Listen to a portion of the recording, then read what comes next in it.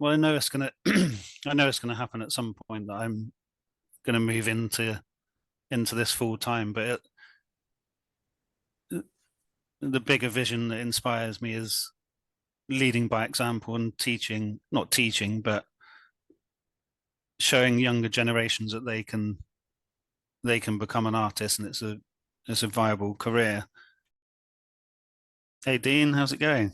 There he is. Steve Light, how are you? I'm very well, thanks, man. How are Been you? a long time. When was the last time I saw you?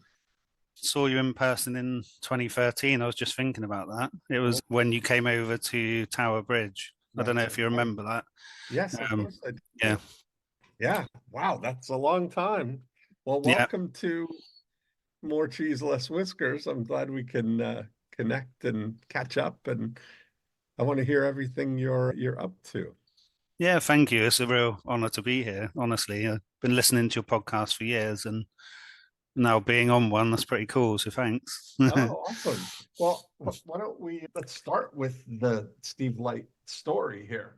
I Yeah, think because you're doing some pretty cool things. So I'd love to maybe start there and then we can jump off to whatever you'd like to focus on. yeah, sure. Where do you want me to start from? Well, let's see. So you were born and then we're here today. And what happened in between? Yeah, I was wondering whether to go that far back, but yeah, so yeah, let's start from like, Well, first of uh, all, let's address your accent. So you're yeah, from Alabama. yeah. Is that what? I'm from the west of England, so I lost my accent when I met you. I moved to London, it kind of got rid of it. But I'm towards Bristol, which is the west side. I'm in a place called Swindon, and when I was younger, I had a stronger accent.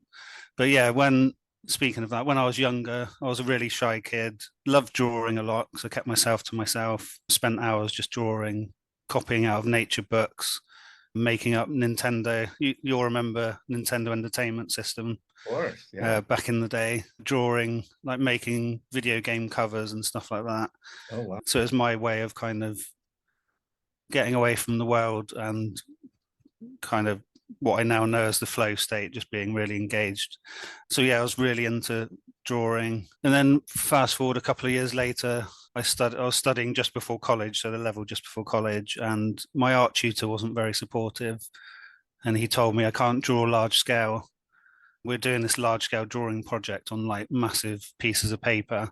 Hmm. And he said that, and I just I was just really annoyed, and I dropped out of his class, and yeah, didn't do anything for 20 years. Wow. Isn't that amazing how Yeah, words can have a thing? I mean, that's let me I ask you, know. are you Banksy? I can't really You can't say say either way. You're right. it. That's so funny. My Yeah, only thing about that, you said Bristol, and that's yeah, I was at the Hotel de Vin in Bristol yeah. there. It's great. But I saw Oh, cool. all these original Banksies in the place. That's where he's from, right? Is that Yeah, yeah. yeah, yeah. So Bristol's got a lot of street art. It's kind of it brings a lot of tourism there. But Mhm. I think Swindon, you've probably never heard of Swindon, and a lot of listeners won't have. But it's kind of a railway heritage town. So they built the Great Western Railway. They had like the main hub there, so it was quite bustling back in the day. But now it's kind of there's not much here, and there's no really focal points for tourism. But that said, there's been quite a street art boom. So I started doing some murals. I'd never done a mural in my life, and then I just decided to give it a go. Yeah. And I painted Swindon's biggest mural with a group of artists on the side of this tailor's. So it was like a big wall with some graffiti on. I'm not against graffiti, but it was just like the wall was a bit run down and it had a few tags on it, and it was a bit of an eyesore. So we painted, there was 10 of us and we painted like one section each. And the response from the local community, they were like, people came up to us crying, which we didn't expect. Like they were Mm. saying, thank you. We walked past this going to work and it brightened up our day. And that's one of the things I love about art. Especially public art as well. You don't have to Hmm. pay to go into a gallery. You can just see it on the It's streets. amazing the transformative, what the transformation that art can have just in a community. So I live in Winter Haven, Florida, Yeah, and there's, all throughout town, there are these large public, mural type of things that are just beautiful, some of them, and yeah, it's amazing. Some of them are subtle and but they just have a really neat effect on the way you feel about the environment or elevates things. absolutely. Yeah. And especially like a town in Swindon, like I say, it's an old industrial town, and it's really beautiful because it's in the countryside, and you can drive for 10 minutes and you're out in like the absolute sticks. Mhm. So all the street art that's been appearing, like when we did this mural, there was a bit of a street art boom after that. So we had Swindon Paint Fest for the past couple of years. So we've had artists from all over the country come into Swindon and put their mark on different walls. Different shopkeepers and people who own the buildings let us use it as a Mhm. blank canvas, and there's been so many popped up in the past 2 years. Mhm. So I'm hoping it's going to bring more people into the town to see that. So yeah, it's been pretty cool. I love it. Yeah. I went to a Banksy exhibit in Amsterdam, Oh, and nice. and then the next summer I was in Toronto, and the exhibit was coming to Toronto, and somebody stole a Banksy from the exhibit. Just Oh, no way. walked in, took it off the wall, and walked out. And it's one of my favorite moments ever because on where I was in Yorkville, there was a billboard that was promoting the Banksy exhibit, and it was like, 79 original Banksies or whatever. And I took a picture of it, and with my, photo editing thing, I scratched it out and put 78. I thought somebody quick come over with a ladder and we could do this on the real billboard for Oh, it. brilliant. And You it should would have have done been it. funny because it's so appropriate, that for a guy whose main thing is, graffiti type stuff, he would totally have to approve of that. Yeah, he would have loved that, I would imagine. Yeah.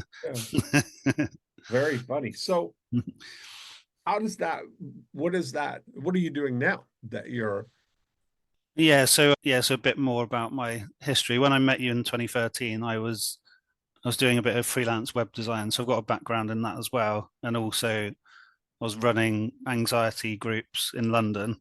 So what when I I come to remember is that. yeah, when I come to meet you, I wrote a short book called The Influential Introvert, part of your marketing program. I never did publish that actually. It's still on my Dropbox, but I did publish another book called Social Anxiety Inside Out in 2013. So you definitely inspired me from going through the whole process and getting it down. And then, even though I didn't publish the one we worked on, I published another one. So that's, yeah, I haven't really promoted it, but it's sold a bit, and it's just nice being out there in the world. So yeah, I was running these groups. I set up different like public speaking fear groups and stuff all over London. Mm. And then it's still running now on meetup.com. It's the biggest one. I think it might be the biggest one in the world. I'll have to check, but it's definitely the biggest one in the UK. There was about 15,000 people on the meetup group or something. Wow. So I handed that over to some people, and then I moved out of London back to Swindon from this area. So then I started, as I said before, I didn't draw for 20 years. So I picked it up in 2019. And the catalyst for that was I was reading a blog post by Thomas J. Bevan, and it said, he just gave three questions. It was, what did you like doing as a child? What did you spend most of your time doing as a child? And the third one was, what did people say you were good at as a child? And all of mine were video games and drawing. Yeah. And I thought, I don't really want to pursue a career in video games. I don't play games anymore, but I was big into it back in the day, and I thought I'll just get back into drawing again.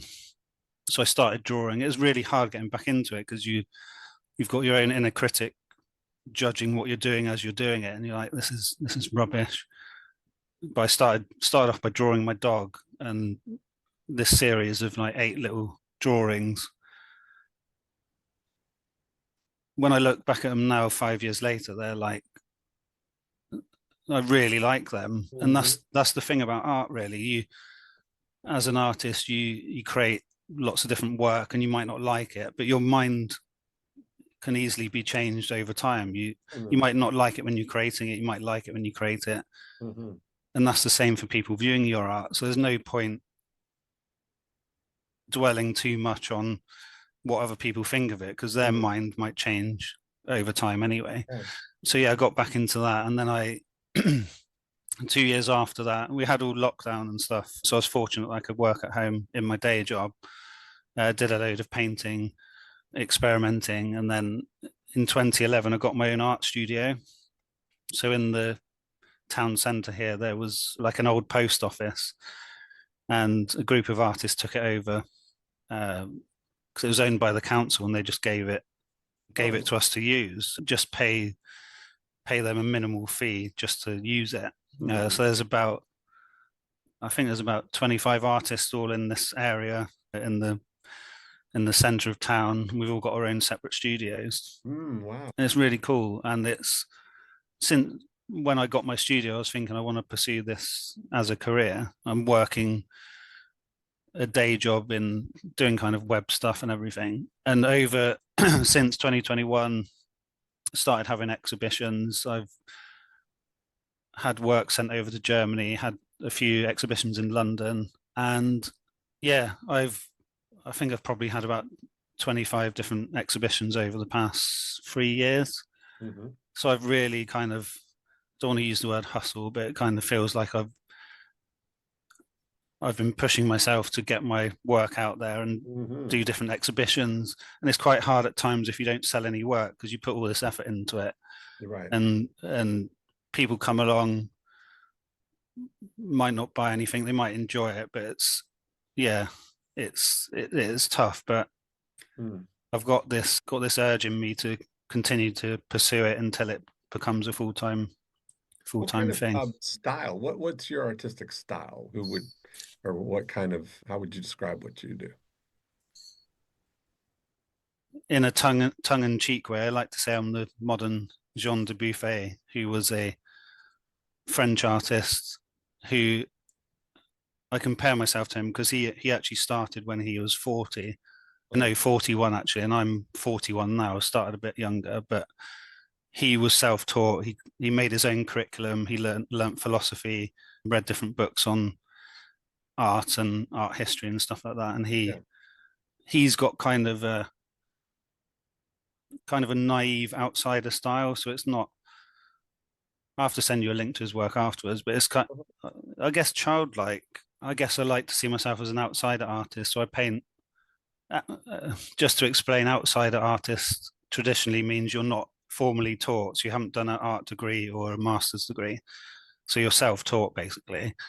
So my style is I call myself a figurative expressionist. So it's Oh, I got basically it. Yeah, yeah. Okay. I paint figures in an expressive way. So it's always around stuff that's going on in my life and in my inner world. And I like to explore death as well, not in a morbid way. But have you heard of the philosophy Memento Mori? Yeah, it's viewing death in a way we're all going to die, aren't we? It's a inevitable fact, but we put it to the back of our minds. But Yeah, Memento Mori is kind of appreciating. Oh, you've got him up on the screen. Yeah, got him up on the appreciating your screen. Yeah. life and living it to the fullest, basically. Yeah. So I love these colors, yeah, this kind of stuff. This is like a brighter. Hey, this one here reminds me of who was the Andy Warhol's friend in New York. He's become really popular. what not Keith Haring or No, Basquiat? well, it is kind of Keith Haring like, right? Like the color, Yeah, the graphic elements of it. That's kind of Keith Haring like. But not Jean-Michel Basquiat. Basquiat, yeah, yeah, Yeah, these ones over here kind of, but they're brighter, not as dark and yeah. imposing. Yeah. Okay, so I get a sense of what the vibe is then. That's pretty, yeah, the big scale. Do you do big scale things like this? Not, I haven't done that big apart from the mural stuff, but I'll send you if you go to type in slart.me, you can just Okay. Oh, have a this quick is look. yours. Okay, yes. Yeah, Art. but yeah, an interesting thing about Jean de Buffet, he was actually an inspiration to Keith Haring and Basquiat. Oh, okay, so that's great. Yeah, Look at so me you, picking that yeah, out of some people. so you see the influence, like the kind of doodly style of Keith Haring from Yeah. that, and you see Basquiat's Uh-huh. influence. So if you go to artwork on there, Hey, there we go. you can Wow. kind of see. Yeah. I've got most of my stuff on there, so Yeah. I Very nice. documented my journey of yeah, I did a nude painting. I'll say a bit about that quickly. It's I saw this guy's work called I've forgotten his name. It'll come to me in a bit. This artist did a lot of nudes of himself where his penis Uh-huh. was strangling his penis was extremely long and it was choking him. And I got really pissed off by it. It was like I don't know why I was triggered. It was really weird, and I was triggered by it. And then I decided I'll paint myself because Oh, wow. I've had body issues. I've just been overweight all my life, basically from childhood, and I thought I'd just face up to it with painting a self portrait and going through that the process, looking at myself, kind of projecting this Hmm. in a kind of feeling for myself on the canvas, and then looking back at it afterwards was quite cathartic. So a lot of my work is cathartic around That's a really my interesting, expression. like that's right in my style. We'll take you on a little tour. I'll show you my in my dining room. I have a piece called Men on Forks Oh, nice! I love that. done by yeah, so it's big. I mean it's 10 feet by Is something. that one canvas then, or was that No, four? it's four. Yeah, four on wood, not on it's not canvas. They're on Yeah. yeah. So that's like what was it? A triptych is Yeah, three. so What was a four? Yeah, I whatever don't know. four is of that. Yeah. So it's along the bottom, it says, do not go gentle into that good night, along all four of them. Yeah. Mhm. Yeah. Oh, that's cool. So Yeah. I love art. Like it's really as interesting as we have the conversation, like I'm kind of fascinated by the whole thing. Like art, Yeah. like music. The thing about it is that art is not like from a marketing standpoint, art is not sold or it's discovered and Mm. it either vibes with you, it speaks to your soul, or it doesn't. Yeah. It's either like you can't be, there's no intellectual thing of being convinced that this is good art. You either, it's like music, it either resonates with your soul or it doesn't, right? Yeah. That's so that's an advantage, is that part of the thing is having your art be exposed to Yeah. people. There's nothing qualitative per se. There is a little bit, but not some of the artists that sell for the highest selling artists are not really, it's not because of their artistic ability per se, Yeah. right? Yeah. Of course. Yeah. It's the whole packaging and the environment and the the whole thing that goes into it. Like I think you think about the top, you think about Damien Hirst as an Mm. example of, the dots as Yeah. the things. I saw a great thing that was a meme. It was a comparison of it was, young Damien Hirst at 9 years old, and it was all these like sort of unround, dots on a page that he Yeah. did himself. And then it was Damien at today, and it was the same thing except the perfect circles, and it was Yeah. Damien with help Yeah. because he doesn't even paint the circles anymore, It's so Yeah. He gets assistants to do it, and yeah. uh, people might frown upon that, but the more I've got into art, I understand that a lot of it is the concept behind it. It's It's the art, right? They're yeah, separating the art and the craft. yeah, And you look at many famous artists like that, Jeff Koons, you look at Shahuli, the glass artist. yeah. I love him. Yeah, He doesn't do it because he Yeah, can't because of his eye, right? So yeah, yeah, famous, one of probably the world-renowned art or glass artist, and doesn't he just executive produces it basically. It's his art, his vision, yeah, his idea. It's kind of like the difference between being an author and a writer. It's the same yeah, as being an artist or a craftsman, you know? yeah. Yeah, it's almost like Chihuly is like a film director. He's directing the crew and they're Hmm. building like the piece and he's making sure it fits his vision. Hmm. Yeah, because he does some huge pieces and he couldn't just do that on his own. Yeah, he did the at Bellagio, did the whole Yeah. entry thing. Yeah. So what's your vision that for this? Where's this going for you?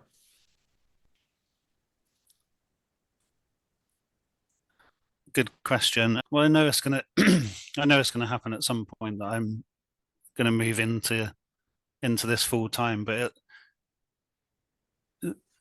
the bigger vision that inspires me is leading by example and teaching, not teaching, but showing younger generations that they can become an artist and it's a viable career because Hmm. it's like so many there's not really like if you want to be a doctor or something like that there's a proven path that you have to follow to become a doctor and then you can specialize, but with becoming an artist, even if you do a master's degree at a good university, not everyone becomes a top artist, let alone an artist that can support themselves. So it's Hmm. the whole becoming an artist is an art in itself. I like to say it's not Hmm. there's not a science to becoming an artist Hmm. or to marketing yourself, like you were saying before. So I want to even further along. I want to set up a foundation called the SLART Foundation and leave a legacy to support children with funding and young Hmm. adults because it's hard to get out there really. It's Hmm. and I just want to do bigger and bigger pieces and being the big galleries and stuff like that as well. Because I've been torn between living a kind of quietish life and just painting in my spare time, but there seems to be a pull towards like doing it as a career, and I can't Hmm. I can't shake that. It seems more of a kind of calling, and I guess because you're a marketing genius, I don't know. I think I need some kind of simple guidance that I can follow. It just seems like it's a bit of a minefield on where to start. I'm still doing loads on getting myself out there and doing exhibitions and stuff, but Uh-huh. I Well, don't know. it's really, yeah, it's an interesting thing. There's so many, like being in your world here, of what you're trying to do. I was just looking, I have an original from this guy, Tiggy Ticehurst in he's a New York artist, Hmm, and he's got a similar style in that's why I was kind of drawn to your things. I was looking to see yeah. if there was an image online of the one that I have. The one I have is a Guggenheim one, but you can see the Oh, style, that's cool. yeah, Yeah, that he has. Like that's kind of it. The one I have is about the Guggenheim, but yeah. it's constantly under construction. You can see the Oh, color nice. and yeah, so that's the one I have similar, but I have an original in my office of that. Yeah, that's a bit Hmm. like Jean de Buffet as well, actually. Hmm. Yeah. So so I think that there's something really cool about that, like Mm. how do you feel philosophically about the art and commerce kind of combination there? Are you because sometimes people they don't the separation of church and state, Yeah, that thing. They yeah. don't like commercializing Oh, art. absolutely. No, I'm not one of those artists who is totally against marketing and stuff. I see the power of marketing and Hmm. branding. I think I've got quite a good brand with SLART. I've got, Mhm. yeah, I've definitely got strong branding, and I don't particularly enjoy the idea of creating a specific commission for someone, but I'm definitely open to marketing my work. I'm fine with that. And that's it. So I Um, wonder what would be like, I look at I wonder, especially in brands, like I think if you look at fashion or personal brands or, up and coming, that so much of interpreting that whole vibe could be totally supported with art that is, mm, like I think about, I remember hearing a story years ago when Braniff Airlines was getting started, that they hired an artist to make, create the whole environment, like mm. surround the whole thing in art, basically, like chose Oh, the nice. colors for the planes and the interiors and the uniforms and the artwork Mm, around the thing. And I think that that could really like uniquely elevate something, mm. but it's a fine line of going into like commercial art in that kind of a way. Yeah. Do you afraid or feel like someone who goes over to that side is like betraying the other side, the artistic side, or Oh no, definitely not. I'm open no? to stuff like that. I think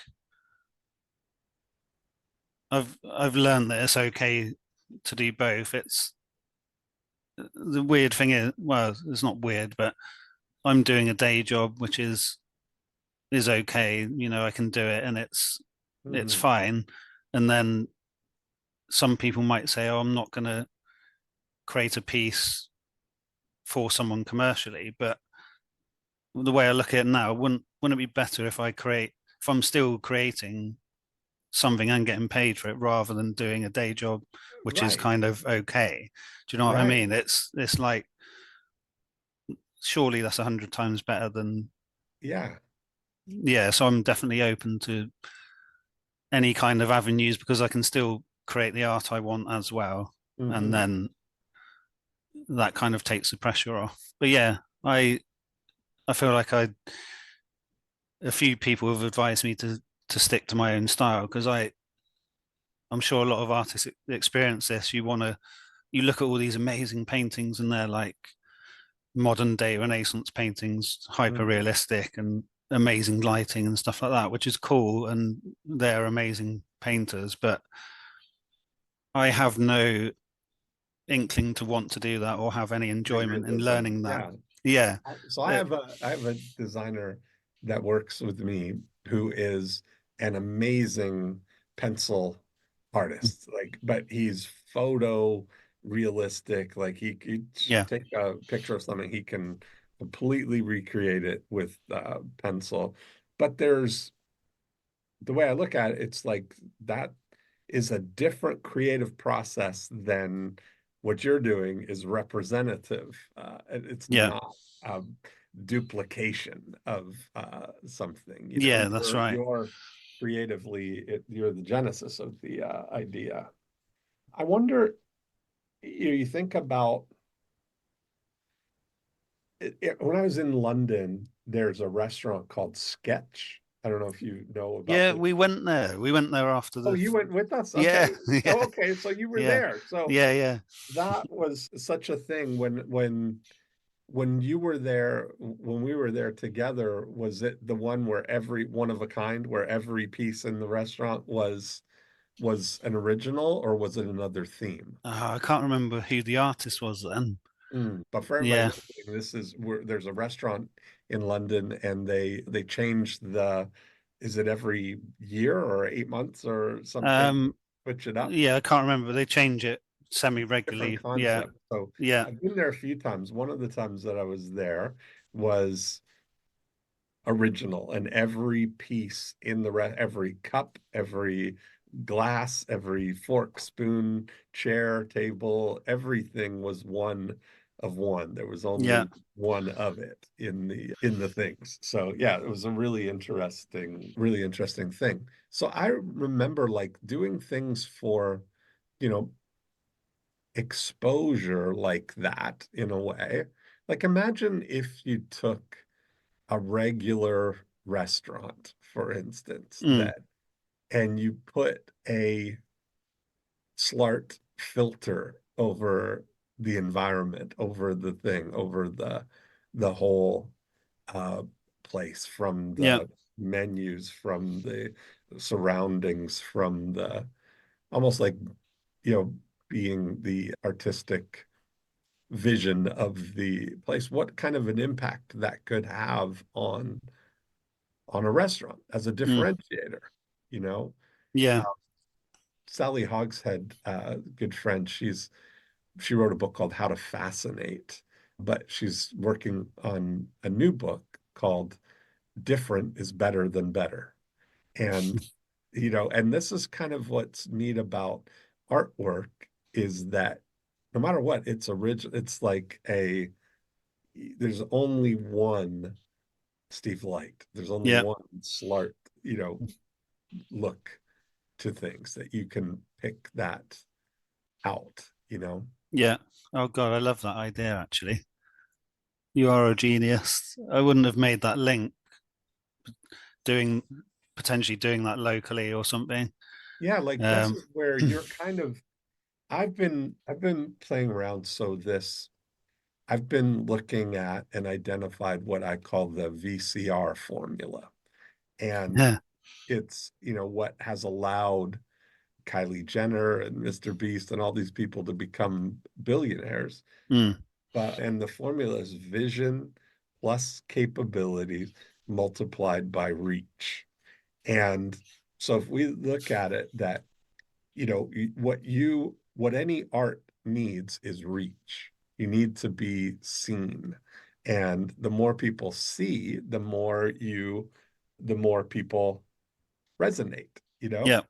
And I think that when you look at the idea of creating a global, like art is international and global. It doesn't, you know what I mean? It's like international language. There's no interpretation Yeah. needed for art, which is a fantastic thing. But the reach, you know, there's no way to reach 8 billion people with your art in a way that you can narrow the focus of, you know, if I'm applying the 8 profit activators Yeah. to a model of how to, as an artist like that, part of what I would be thinking, you know, is initially it's about select a single target audience, right?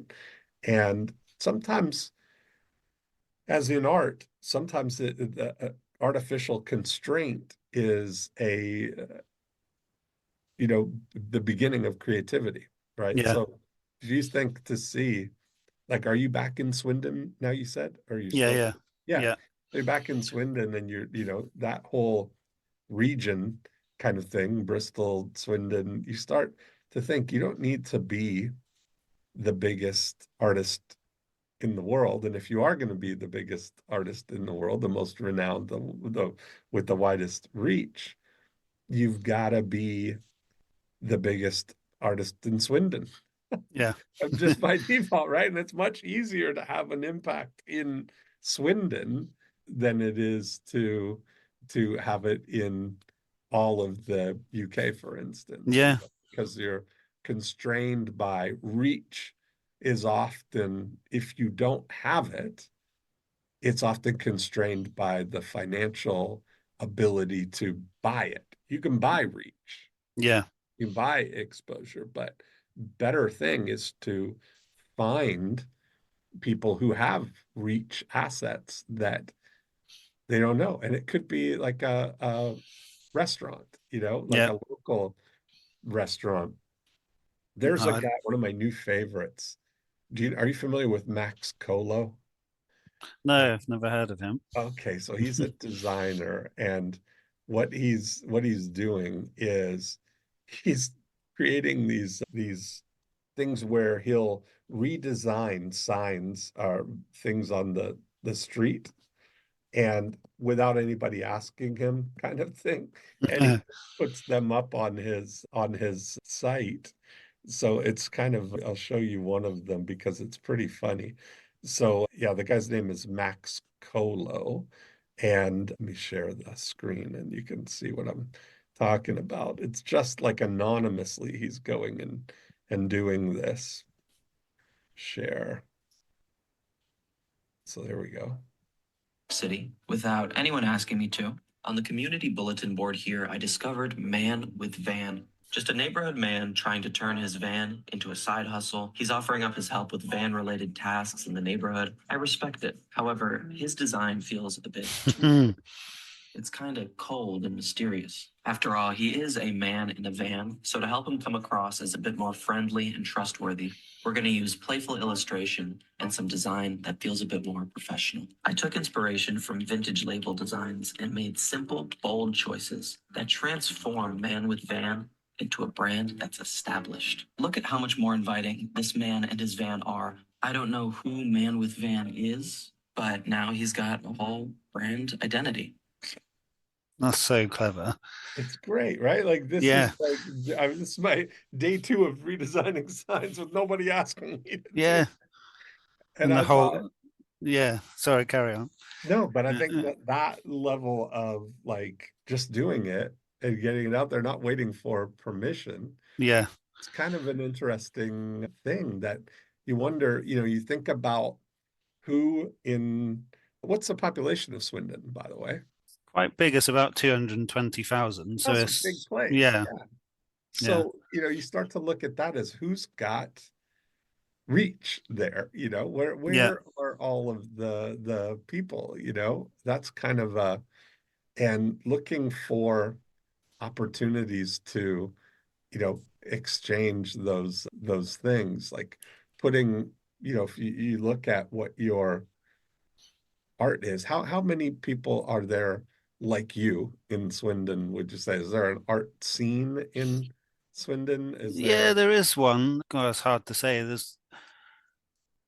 I would say a couple of hundred. There's probably more, but from who I know, like in the kind of people I meet and Well, even everything at at your art studio, events, there's yeah, there's about 25 at the studio, right. and then yeah, there's a good community, yeah, and a lot of artists make use of exhibiting in pubs and stuff like that. So it's unfortunately it's not an art gallery there now. It closed down, and they're reopening inside the council offices, which is Mhm. I find bizarre. So they've got like £1 million Lowry picture. Lowry's another one who inspires me because it's kind of like sort of like stick figures. He documented like northern working class scenes and stuff up in I can't remember where it is near Manchester. Mhm. But yeah, they've got all these great paintings and they're just using their own civic offices, which is weird. But Mhm. so a lot of people being creative with street art and exhibiting in cafes and pubs and stuff like that. But I had this idea. You see, like we were talking about before, you see street art on walls and it's just paint on walls. But what I Mhm. wanted to do was have a framed art exhibition outside, Mm. which is there permanently. So it's like wooden frames fixed to the like drilled to the wall and like have a Yeah, row. right. So that's something.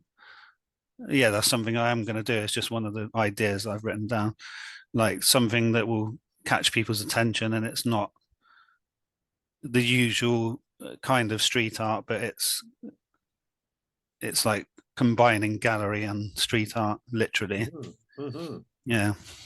And that's kind of the thing that I bet if you just look around Swindon, there's probably those are what I would call reach assets, right? That there's Mm, probably a lot of those things that there's probably a lot of blank walls mm, that would be perfect for that, yeah. and it's kind of an interesting thing whether you did it kind of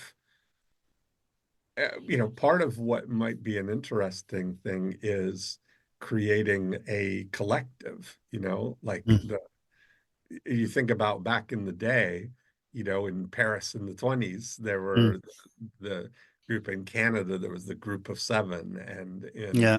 you start to think about a collective of these contemporaries that maybe you collectively get together and create those reach assets, and your stature individually goes up as the group goes up. Yeah.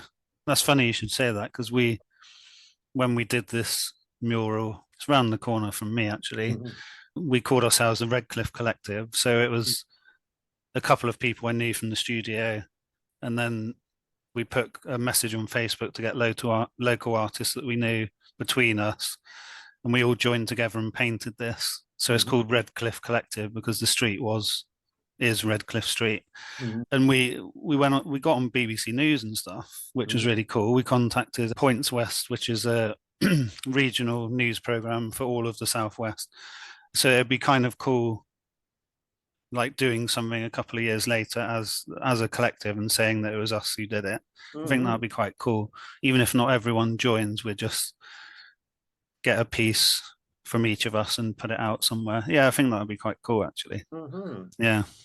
Yeah, because that I think is where that's where the thing comes up, is that you look at, I mean, this is going to sound weird, but I don't know if you're a hip hop fan, but I mean, if you follow Yes. the Wu-Tang, uh, Yes. Wu-Tang Clan, one of my you, favorites. Yeah. so you think about Wu-Tang Clan was really a hip hop collective, Yeah. and that's kind of the whole way that they approached that, was realizing that they can get notoriety as a group and then individually Yeah. out from that foundation, and that's kind of, I don't know, there might be an interesting, did you see the Wu-Tang documentary? Oh And no, I haven't seen that actually. No. okay, Is it uh, good? it's very good. And I Mm. think if you were to look at it, watch it Yeah. with a collective approach of thinking, because all these artists, everybody in the collective in Swindon, in all parts of the world, that are trying to think about how they can make a mark in the art world, or make the leap to at least having art be their Mm. livelihood and their life kind of thing, Yeah. there's an opportunity there to put yourself in the position of organizing the collective. Everybody's waiting to be selected for somebody to take they think there's somebody that has to appoint me to this position, but Yeah. all art is self-appointment. It's Yeah. really, there's nobody stopping you from doing whatever you want. Just your vision is what's you know uh Yeah.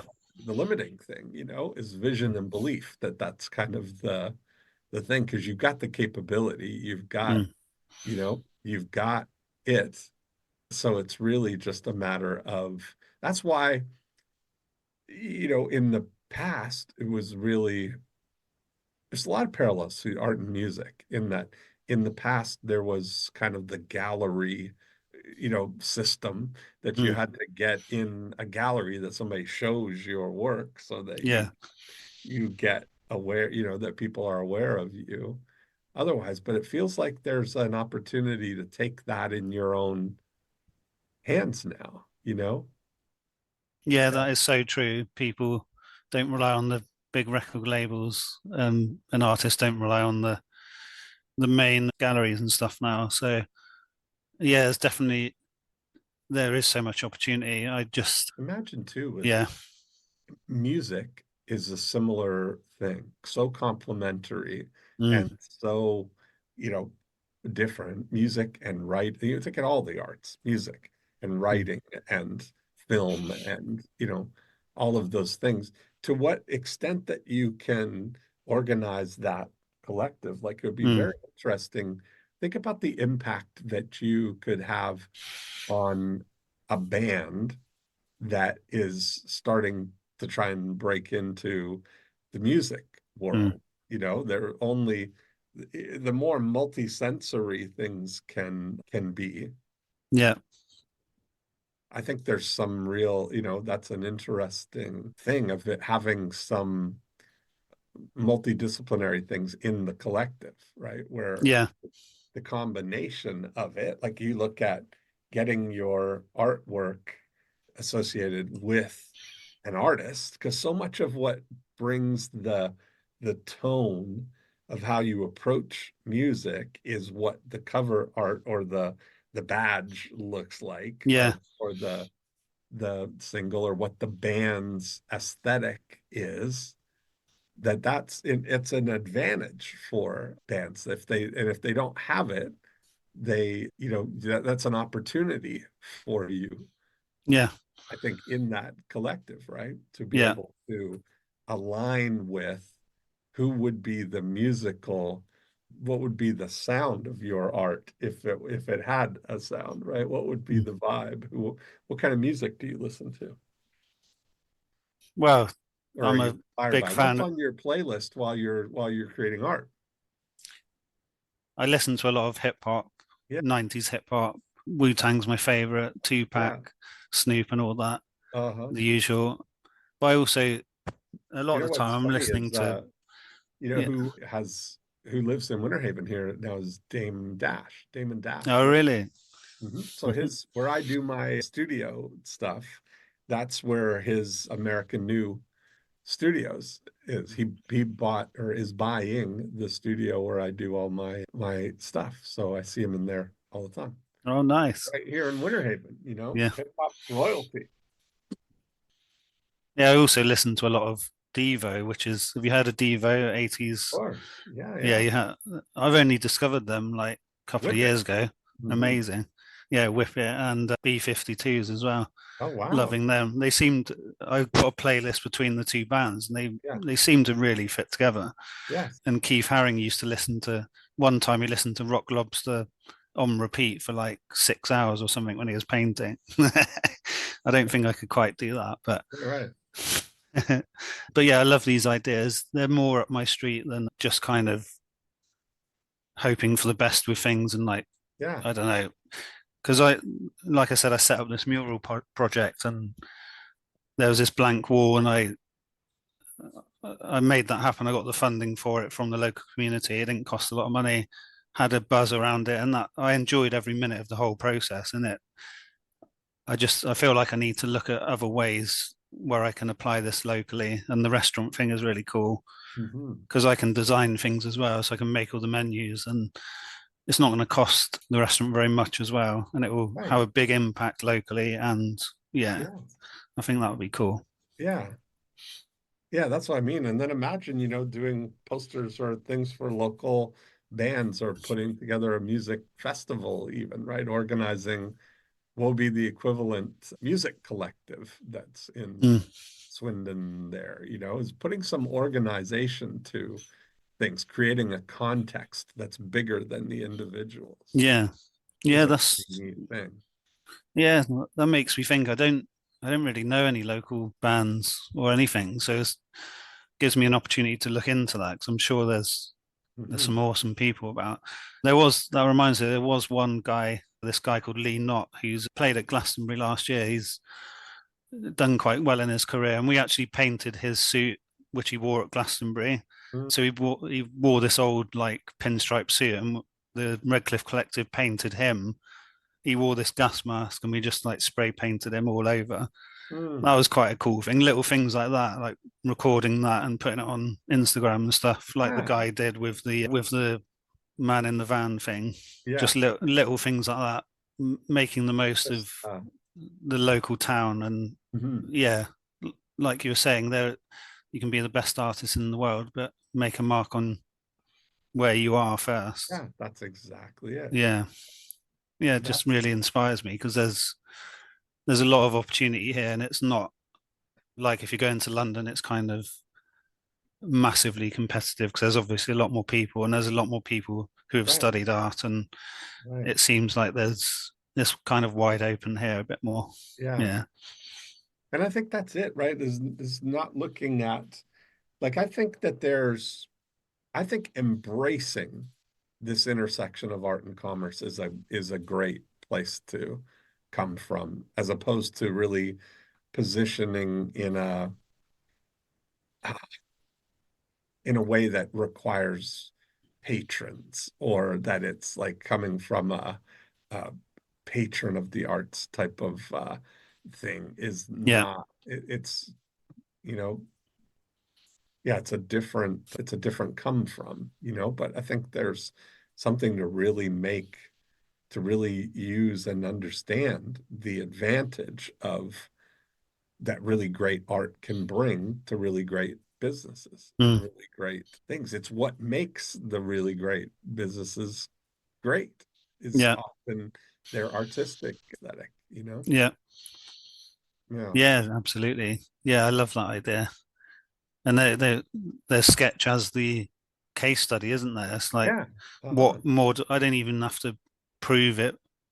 They've got a top London restaurant that, Yeah, like if you're is somebody as a it almost like elevates things. It allow like a chef, especially if you go like going in that Michelin star world of trying to be a mm, world renowned chef, that part of it is the food in many cases has to stand alone, but the mm, ones that really rise to the top, if you really look at everything, it's the whole aesthetic around everything as well. It's not just the food, yeah, it's the whole experience of the food, which is yeah, the location and the architecture and the surroundings and you know I think that kind of stuff is really artistic expression mm, at its best level. I think there's the most opportunity for artistic expression within commerce